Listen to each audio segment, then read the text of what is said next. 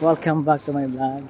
So for today's video, magpe-perform tayo ng late afternoon jogging dito sa area ko, right? So dahil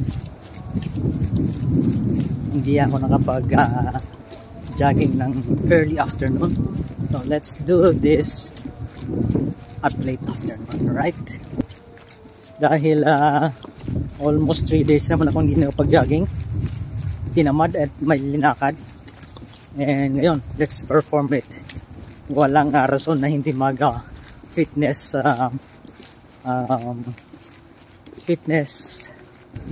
perform, right? So it's past 5 PM na dito, and medyo malamig na, pero hindi tayo mababother na hindi mag-jogging. Alright guys, enjoy. Oh guys, kailangan maka 3 rounds man lang tayo. So hindi na ako gumamit ng Q-Health.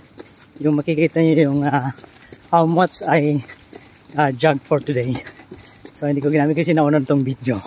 So I did my first round. Okay, gumagabi na guys, gabi na ako. Yun, may street light. May second round, mamaya pang third. Okay,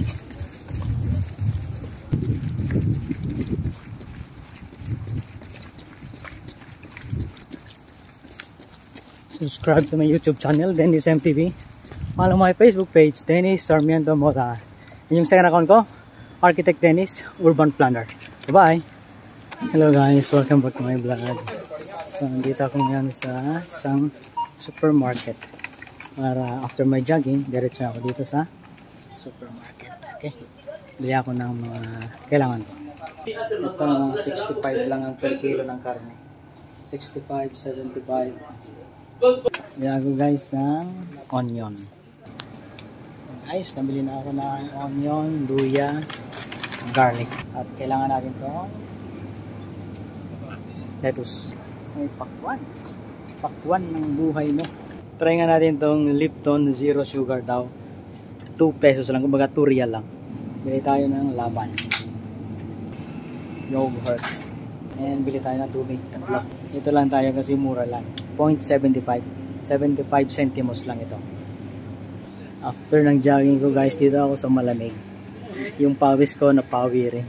Okay guys, subscribe to my YouTube channel, Dennis MTV. Follow my Facebook page, Dennis Sarmiento Mota. My second account, Architect Dennis, Urban Planner. Bye-bye. Enjoy.